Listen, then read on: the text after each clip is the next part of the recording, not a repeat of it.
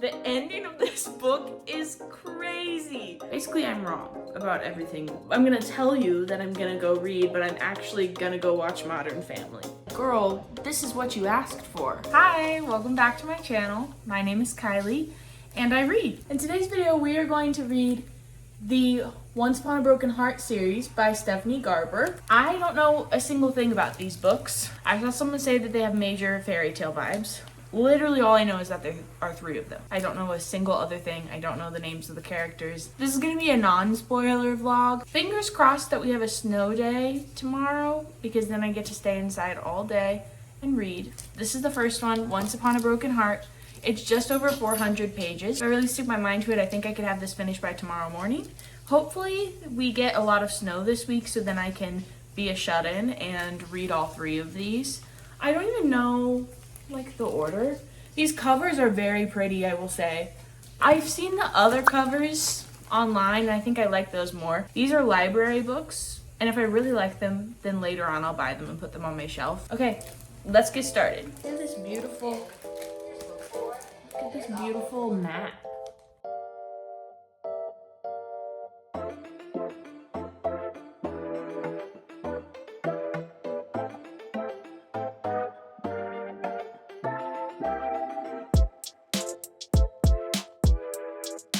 I am 100 pages into book 1, and oh my gosh, it's so good. She's really good. Very fast-paced, which I love. I haven't felt bored for a single second. And for me, the hardest pages of every book are the first 100 pages because I get so impatient with the exposition and there's either too much or there's not enough. But I'm 100 pages in and I am locked in. I don't really know who her love interest is yet. There are like a few options. There's like 3 options, if not more. I guess I should give you guys a plot synopsis. The thing with me is the minute I go to tell the camera anything that's happened in a book, I can't remember a single character's name. Evangeline goes to the Prince of Hearts temple. She goes to his temple and she prays that he stops her stepsister's wedding because her stepsister is marrying her man, Luke. And her theory is that her stepmother has cursed her man, Luke. Now Luke is in love with the stepsister and they're getting married like as we speak, right?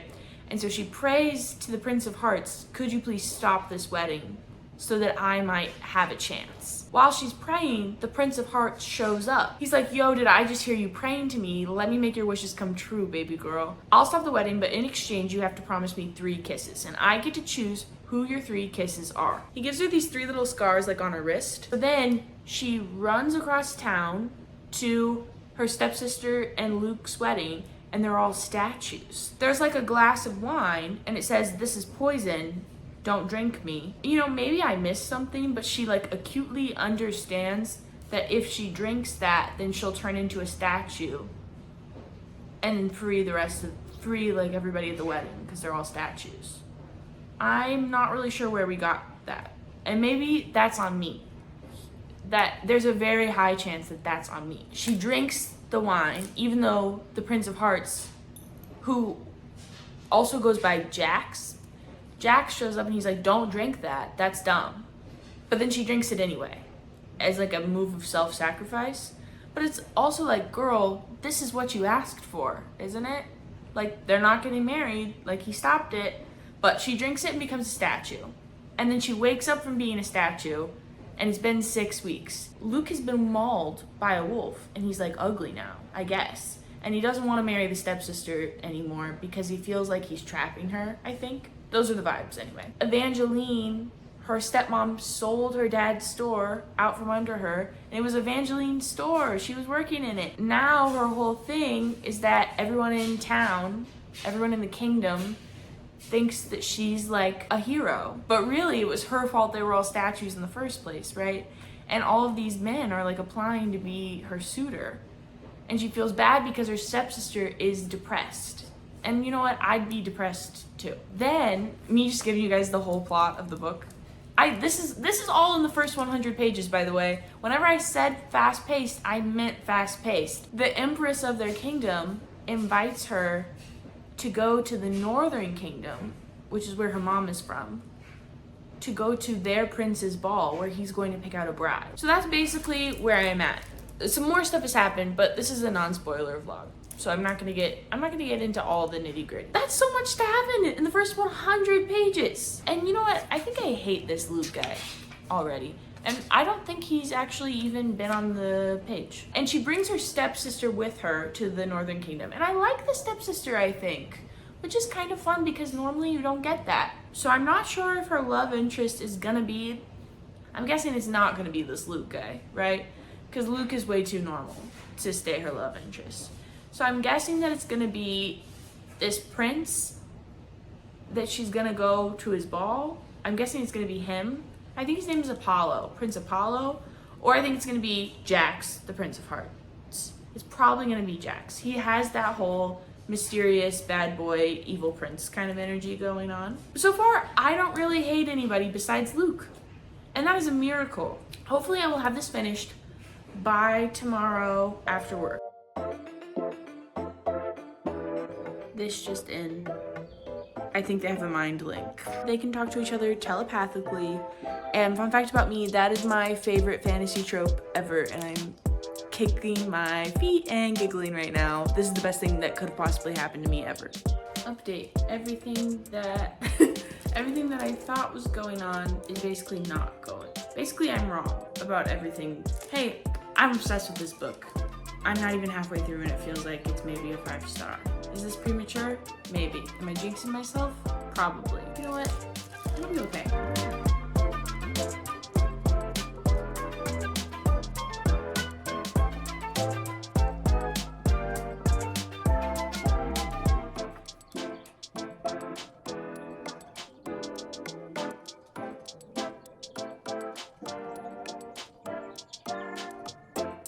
I just wanted to read y'all this quote. It wasn't that long ago that I saw you in my church, willing to promise me almost anything to make the pain stop. Was that a lie? Or have you already forgotten the way heartbreak rips apart the soul piece by piece? How it turns you into a masochist, making you long for the thing that just eviscerated you until there's nothing left of you to be destroyed.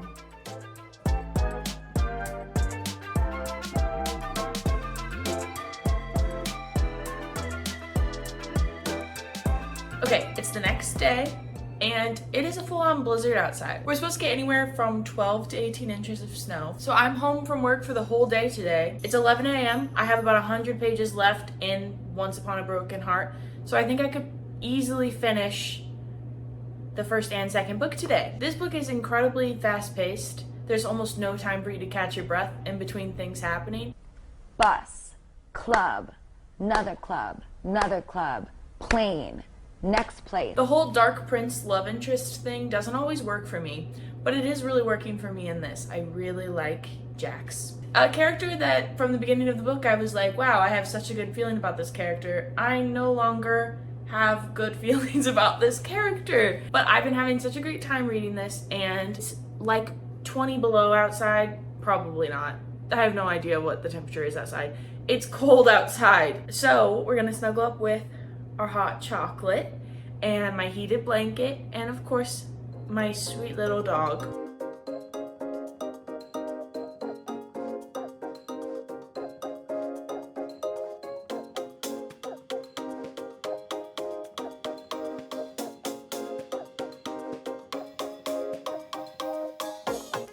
Oh my gosh.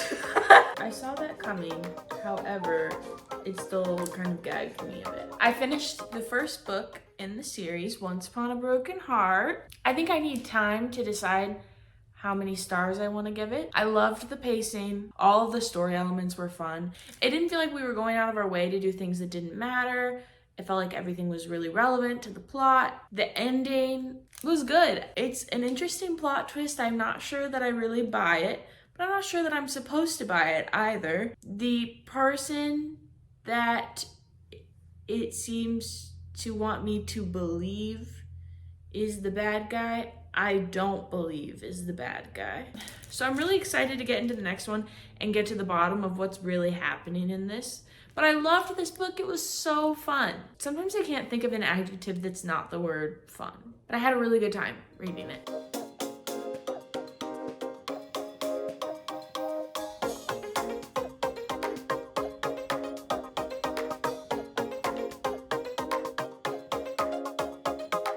It's the next day. I'm almost done with The Ballad of Never After. I don't like it as much as Once Upon a Broken Heart.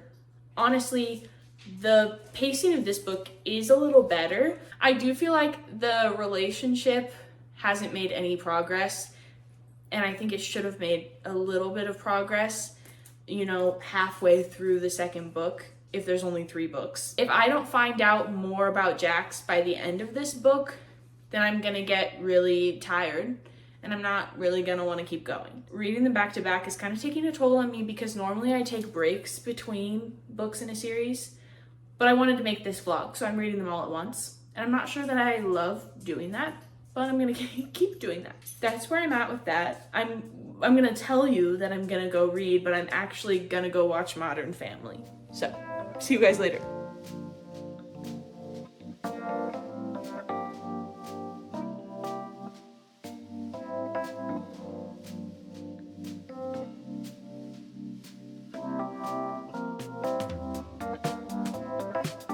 I just finished book 2, Ballad of Never After, and I will say that I felt like my last update to you guys was kind of negative. I know I was praising the pacing for the last book, but I hit this book and it's the same thing, and I almost feel kind of tired. I wish that we would give this poor girl just like 1 minute to feel something. Doesn't feel like we're really dwelling on any of it. The ending of this book is crazy. It's so good. I loved it. Because it literally ended and then I was like, wait, I thought there were more pages than this.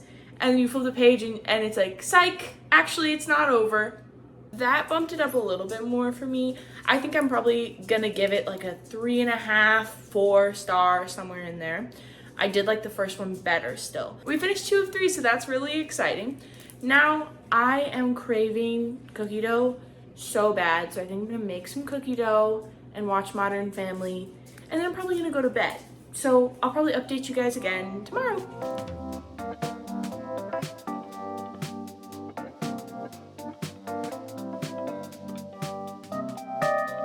It's the next day. I am almost done with A Curse for True Love, the 3rd book and the final book in this series. So far I really like it. It has fixed some of the pacing issues that I was complaining about.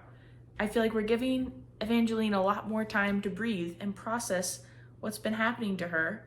And thank God, because a lot happened to her at the end of the last book. My one complaint about this book has 3 different point of views. And I'm not opposed to that normally. I'm just opposed to that whenever it isn't consistent with the other 2 books. Nor do I feel it's necessary. One of those POVs is not necessary, and I'm tired of reading it. But I only have about 100 pages left. So excited to see how we get to the end. I'm pretty sure I know what's gonna happen. I just don't know how we get there.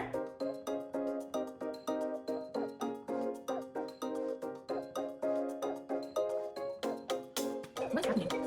I just finished A Curse for True Love, and I've officially finished the Once Upon a Broken Heart series. I think if one of the POVs of this book had been taken out, it might have been a 5 stars. I really loved the ending. I really got everything I wanted in the ending, really. Are there spin-offs of this? Because the way it ended kind of insinuated that there were spin-offs. I'm gonna give you guys my full review of the series probably tomorrow because I'm tired and I don't feel like ending the video here. I'll see you guys tomorrow when we can wrap this up. Okay, it's the next day. I've had the whole day to think about my thoughts on this series. So after I've had some time to think about it, I'm giving A Curse for True Love 4.5 stars. I thought that this was a perfect ending, and this book finally gave me a minute for Evangeline to really slow down and feel something and catch up to herself and have a little bit of an almost break from everything that had happened in the previous 2 books, because it kind of felt we were going at almost like a soap opera-like pace. The first book definitely missed some quiet moments for us to reflect on what happened. And the second book kind of tried to make up for that, but this book really nailed that down. And I think Stephanie Garber really perfected that style of pacing in this book. That I finally got to know the characters enough to really be invested. I've always been invested in Evangeline and Jax, but some of the other side characters and minor characters I just didn't really know anything about. I know I was saying yesterday that there are 3 POVs in this book, and one of those POVs I don't think is necessary at all, but I've kind of changed my mind on that. I actually think it was really crucial to this book to have that third POV. I don't love that that's not consistent with the other 2 books. I don't like that we are switching format in the last book, but I do see why she chose to do that. And I respect it. And just because it switched me up, I shouldn't reflect negatively on that at all. I don't know if I've said in this video, but I also gave the first book, Once Upon a Broken Heart, 4.5 stars. And then I gave The Ballad of Never After 3.5 stars. Overall, series rating. I think that this is a 4-star series. Over time, I might bump it up to a 5-star. It depends on really how much I think about it. I did love these characters and this world. It felt so magical. This is one of the most fairy tale feeling fantasy books that I've read. I also just, if you have read these books and you loved them, I would love to recommend to you Tress of the Emerald Sea by Brandon Sanderson, because it did feel like these books to me. Tress of the Emerald Sea is a little bit more humorous, but I think if you loved the series, then you would love those books. Thank you guys so much for watching. Please, if you haven't already, like and subscribe. I have some really fun videos coming soon on this channel. Also, linked in the description is my Goodreads. I update on there pretty much daily, as well as my Fable and my book Instagram. So if you want to check those out, they're all linked in the description. Stay tuned for all the good content I have coming. Pretty much right after I finish filming this, I'm going to start reading Throne of Glass for the first time. So I'm so excited to share that journey with you guys. Thanks for watching.